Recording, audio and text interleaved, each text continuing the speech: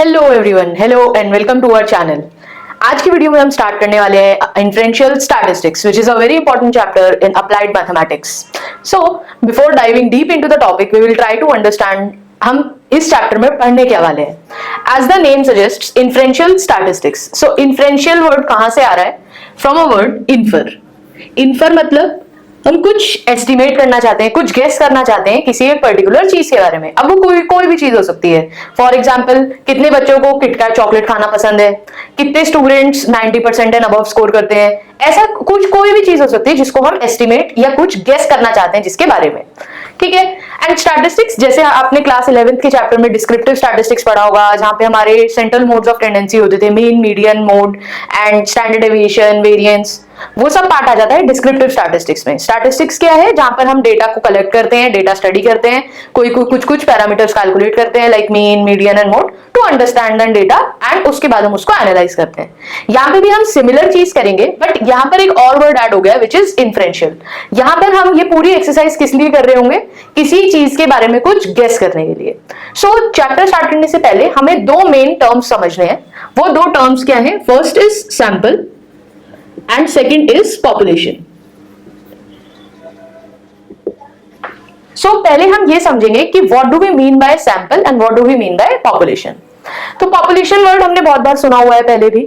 जैसे इंडिया की पॉपुलेशन कितनी है, टोटल इंडिया में what is the population of the children, या फिर what is the population of kids below 10 years of age in the country. ऐसे करके पॉपुलेशन से हम क्या समझ सकते हैं? जो चीज हर किसी को कंप्राइज कर रही है, मतलब जिस भी चीज के बारे में हम कुछ स्टडी करना चाहते हैं, अगर हम वो सारे लोगों को, वो सारी चीजों को, वो सारे ऑब्जेक्ट्स को, वो सारे इवेंट्स को एक साथ कंसिडर करें तो हम उसको क्या बोलेंगे? पॉपुलेशन। एंड सैंपल, नॉर्मल अगर हम इंग्लिश मीनिंग की बात करें सैंपल की, मतलब जैसे आपने देखा होगा न्यूज़पेपर्स में कभी कभी छोटे छोटे शैम्पू के सैशे आते हैं, उसको हम क्या कहते हैं कि कंपनी अपनी सैंपलिंग कर रही है। कोई नया प्रोडक्ट लॉन्च करने से पहले वो समझना चाहते हैं कि कितने लोगों को ये प्रोडक्ट अच्छा लग रहा है, या इस प्रोडक्ट में अगर कुछ कमी है तो हम उसको कैसे ठीक कर सकते हैं। सो उसको हम कहते हैं सैंपलिंग। मतलब हम कुछ चीजें यहां से सेलेक्ट कर रहे होंगे टू बिकम आवर सैंपल। अब पहले नीड समझते हैं। जैसे एक एग्जाम्पल के थ्रू समझेंगे हम। एक इंटर स्कूल कॉम्पिटिशन होने वाला है, कोई कॉम्पिटिशन ले लेते हैं, let's suppose inter school arts competition होने वाला है। सारे स्कूल्स को इनवाइट गया है इस कंपटीशन का। एक स्कूल है वो ऑर्गेनाइज करा रहा है कंपटीशन, एंड उन्होंने बोला है कि क्लास 9 to 12 में जितने भी बच्चे हैं वो सब एलिजिबल होंगे हर स्कूल से पार्टिसिपेट करने के लिए। लेट्स सपोज ये जो स्कूल ऑर्गेनाइज करा रहा है, जो ऑर्गेनाइजर है इस कंपटीशन का, उन्होंने 10 स्कूल्स को इनवाइट भेजा फॉर दिस कंपटीशन। ठीक है, ऐसे करके, या फॉर अभी के लिए 5 स्कूल्स ले लेते हैं। अब ये 5 स्कूल्स क्या करेंगे? ये सब क्या है? मेरे डिफरेंट स्कूल्स जो इस कंपटीशन में पार्टिसिपेट करने वाले हैं। अब अगर मैं इस एग्जांपल से समझना चाहूं, लेट्स सपोज स्कूल नंबर 1 में 1000 स्टूडेंट्स हैं। हम सिर्फ क्लास 9 to 12 की बात कर रहे हैं, क्योंकि क्लास 9 to 12 के स्टूडेंट्स ही एलिजिबल हैं इस कंपटीशन में पार्टिसिपेट करने के लिए। लेट्स सपोज स्कूल 1 में 9 to 12 क्लास में 1000 स्टूडेंट्स हैं, स्कूल 2 में 500 स्टूडेंट्स हैं, स्कूल 3 में 700 स्टूडेंट्स हैं, 4 में कोई नंबर ले लेते हैं 300, यहां पर ले लेते हैं 200। जस्ट नॉर्मल हमने अभी समझने के लिए कोई भी नंबर्स कंसीडर कर लिए। अब प्रॉब्लम क्या होगी? अगर जितने भी बच्चे हैं, स्कूल सबको उठा के कंपटीशन में भेज दे पार्टिसिपेट करने के लिए। स्कूल 1 बोले कि मेरी जितने भी बच्चे हैं हमारी क्लास में 9 to 12 में, सब लोग जाएंगे कंपटीशन में पार्टिसिपेट करने। ऐसे ही सारे स्कूल्स बोलते हैं कि भाई फिर आपके सारे बच्चे आ रहे हैं तो हमारे भी सारे बच्चे आएंगे कंपटीशन में पार्टिसिपेट करने के लिए। बट अगर हम अब यहाँ पे टोटल देखें तो इसके हिसाब से तो टोटल नंबर ऑफ स्टूडेंट्स जो कंपटीशन में पार्टिसिपेट करने आएंगे कितने हो जाएंगे? ऑलमोस्ट आपके 2700 स्टूडेंट्स टोटल। बट क्या 2700 स्टूडेंट्स के लिए कंपटीशन ऑर्गेनाइज कराना फिजिबल है, प्रैक्टिकली पॉसिबल है? The answer is no. Practically मेरे लिए पॉसिबल नहीं कि मैं 2700 स्टूडेंट्स के लिए अरेंजमेंट करूं, एंड स्कूल के लिए भी इवन प्रैक्टिकली पॉसिबल नहीं है कि वो 1000 बच्चों को एक कंपटीशन में पार्टिसिपेट करने के लिए भेजे। तो एक इजी वे आउट क्या है यहाँ पर कि हम 1000 में से, टीचर क्या कहती है, अब अलग अलग क्राइटेरिया के बेसिस पे हर टीचर कुछ कुछ बच्चे शॉर्टलिस्ट कर लेती है। जैसे क्लास 9 से कुछ स्टूडेंट शॉर्टलिस्ट करे, 10 से कुछ स्टूडेंट शॉर्टलिस्ट करे। क्यों शॉर्टलिस्ट करते हैं? क्योंकि पूरा का पूरा स्कूल उठ के नहीं जा सकता कंपटीशन में पार्टिसिपेट करने के लिए। तो मैंने लेट्स सपोज बोला कि हर स्कूल से, ऑर्गेनाइजर ने बोला कि 2700 लोगों के लिए तो हम नहीं ऑर्गेनाइज करा सकते, ऐसा करते हैं हम 50 स्टूडेंट्स का कंपटीशन ऑर्गेनाइज करा सकते हैं। तो हर स्कूल सिर्फ 10-10 बच्चे ही भेजे कंपटीशन में पार्टिसिपेट करने के लिए। तो स्कूल 1 ने अपने यहाँ से 10 स्टूडेंट्स भेजे, 2 ने 10 भेजे, 3 ने 10 भेजे, 4 ने 10 भेजे और 5 ने भी 10 स्टूडेंट्स भेजे। अब यहां पर अगर हम ये नंबर्स देखें, जो स्कूल की टोटल स्ट्रेंथ थी हर स्कूल की, वो क्या हो जाएगी? पॉपुलेशन। मतलब एक्चुअल में एलिजिबल कितने लोग थे? 1000 लोग थे कंपटीशन में पार्टिसिपेट करने के लिए। बट हम इन 1000 में से बेस्ड ऑन सर्टेन क्राइटेरिया, वो क्राइटेरिया कुछ भी हो सकता है, it can vary, based on certain criteria हमने इन 1000 स्टूडेंट्स में से कोई 10 स्टूडेंट्स चूज करे to participate in the competition, उनको भेजा। तो ये 10 क्या हो जाएगा? मेरा सैंपल। हम क्या कर रहे हैं? हम पॉपुलेशन में से कुछ लोगों को सेलेक्ट कर रहे हैं और उन लोगों को सेलेक्ट करके क्या बोल रहे हैं? सैंपल। ये सैंपल क्या करेगा? ये जो 10 बच्चे हैं क्या करेंगे? ये इस स्कूल को जाकर कंपटीशन में रिप्रेजेंट करेंगे। ये स्टूडेंट्स इसलिए क्या चाहते हैं कि स्टूडेंट्स, बेस्ट स्टूडेंट्स, हर स्कूल क्या चाहेगा? अपने बेस्ट आर्टिस्ट्स को, बेस्ट जो भी बच्चे पेंटिंग में या आर्ट्स में अच्छे हैं उनको भेजे। क्यों? क्योंकि हर स्कूल चाहता है कि हमारे यहाँ से बेस्ट स्टूडेंट जाए, क्योंकि स्कूल को रिप्रेजेंट करना है वहां पे। अगर ये बच्चे बेस्ट बच्चे जाएंगे तो इनके जीतने की प्रोबेबिलिटी ज्यादा होगी, चांसेस ज्यादा होंगे। वो बच्चा अगर जीतेगा तो स्कूल का नाम ज्यादा होगा। ठीक है, so coming back to our topic, sample select कर रहे हैं हमें पॉपुलेशन से। क्यों? क्योंकि पूरी पॉपुलेशन पे स्टडी करना फिजिबल नहीं होगा। So sample is a part of our population. क्योंकि मेरे लिए पूरी पॉपुलेशन स्टडी करना फिजिबल नहीं है, तो मैंने क्या करा? एक सैंपल सेलेक्ट करा। अब पॉपुलेशन में टोटल जितने लोग हैं उनको क्या कहेंगे? जैसे ये 1000 था यहाँ पे, उसको क्या कहेंगे? Population size. और सैंपल में जितने लोग आए, जैसे यहाँ पे जो 10 था, इसको क्या बोलेंगे? Sample size. तो सैंपल का साइज हमेशा पॉपुलेशन के साइज से छोटा होगा, तभी तो सेंस बनेगा सैंपल सेलेक्ट करने का। अगर हमने पॉपुलेशन के जितना बड़ा ही सैंपल सेलेक्ट कर लिया तो हमारा पर्पस डिफीट हो गया सैंपल सेलेक्ट करने का। ठीक है, आई होप इस एग्जांपल की हेल्प से सब लोगों को क्लियर होगा what is the difference between sample and population. अब ये जो प्रोसेस है 1000 बच्चों में से 10 बच्चे चूज करने का, मतलब पॉपुलेशन में से सैंपल सेलेक्ट करने का जो प्रोसेस है, उसको क्या कहते हैं? ये जो प्रोसेस है जिससे हम पॉपुलेशन से सैंपल सेलेक्ट कर रहे हैं, इस प्रोसेस को क्या कहेंगे? सैंपलिंग। आई होप इतना सबको क्लियर होगा। अब हम क्या देखेंगे? पॉपुलेशन 2 टाइप्स की हो सकती है। बहुत ही सेल्फ एक्सप्लेनेटरी नेम है, हमें कुछ भी रटना नहीं है, हमें बस नाम से समझते जाना है।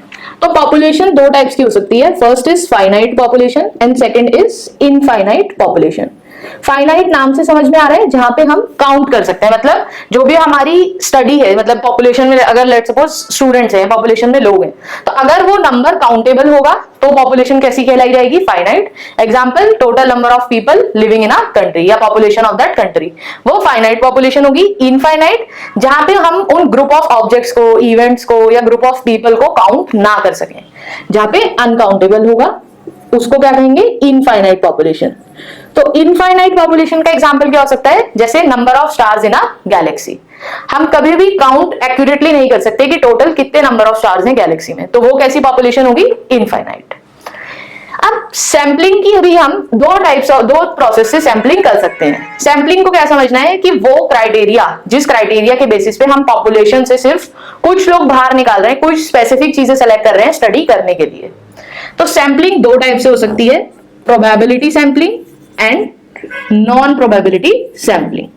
अब इससे पहले चैप्टर में आपने प्रोबेबिलिटी के बारे में पढ़ा होगा, या even 9th and 10th class में भी प्रोबेबिलिटी पढ़ी होगी। प्रोबेबिलिटी क्या बताती है? किसी भी एक इवेंट के होने के चांसेस। जैसे क्या प्रोबेबिलिटी है कि आज बारिश होगी, क्या प्रोबेबिलिटी है कि मेरा और मेरे फ्रेंड का बर्थडे सेम डेट पे होगा। बेसिकली हम किसी भी इवेंट के अकर होने के चांसेस कैलकुलेट करते हैं। जैसे मैंने बोला 50% चांसेस है कि आज बारिश हो सकती है, या फिर अगर मॉनसून चल रहा है तो वो प्रोबेबिलिटी इंक्रीज हो जाती है कि 80% चांसेस है कि आज बारिश हो सकती है।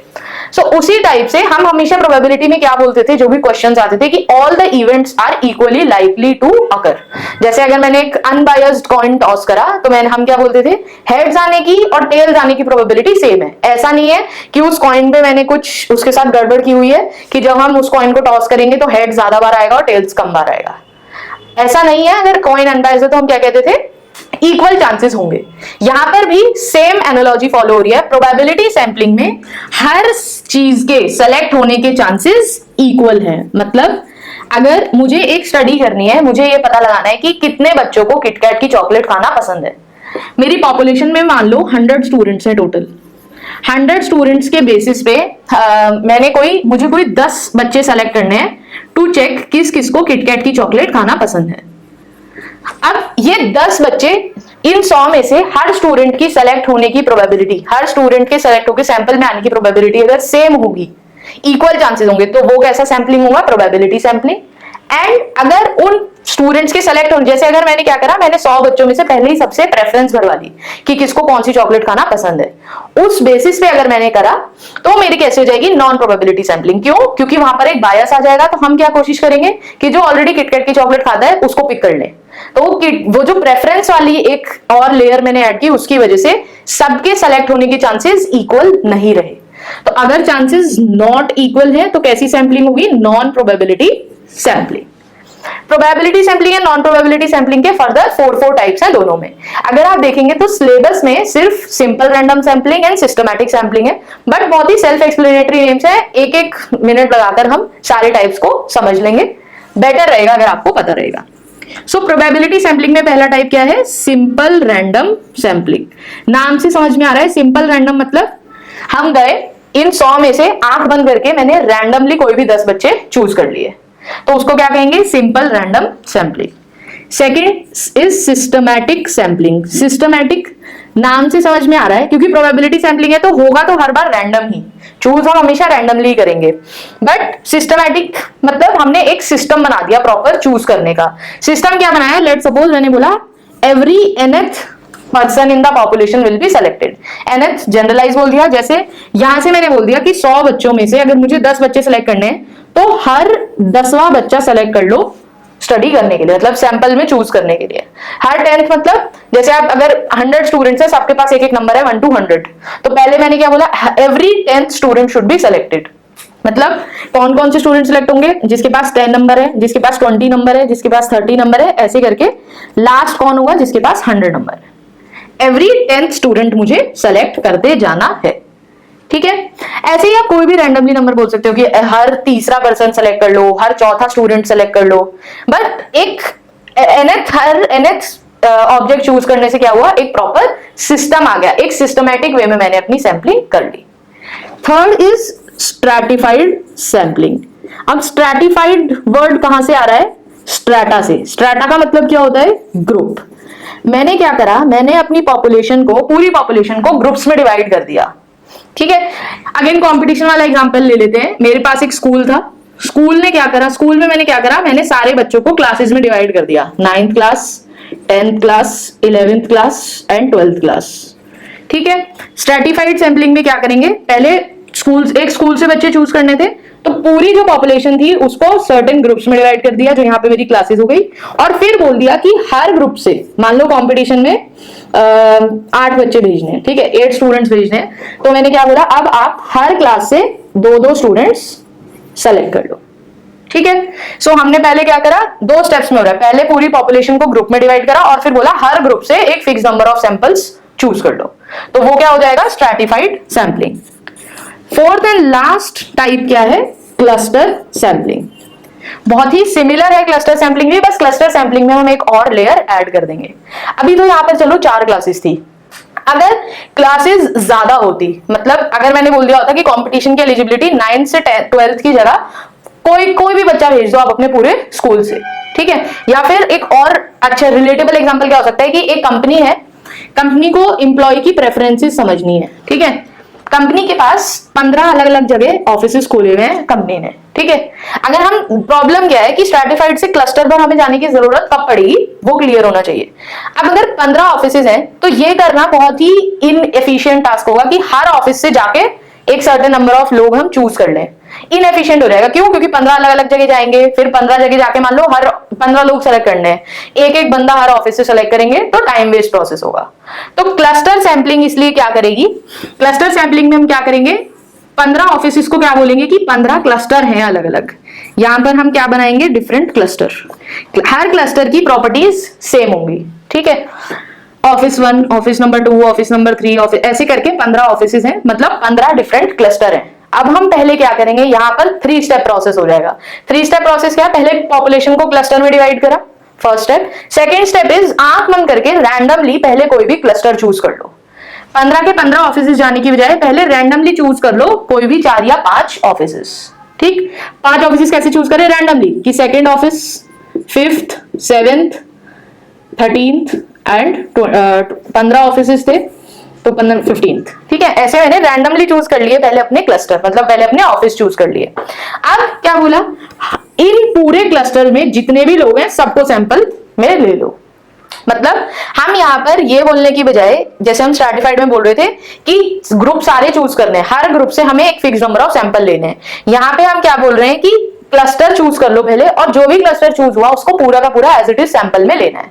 Instead of choosing all the clusters, एक पूरा क्लस्टर उठाओ और उसके अंदर से सैंपलिंग करने की जरूरत नहीं है, वो पूरा ऑफिस उठाओ और उसको एज इट इज अपने सैंपल में ले लो।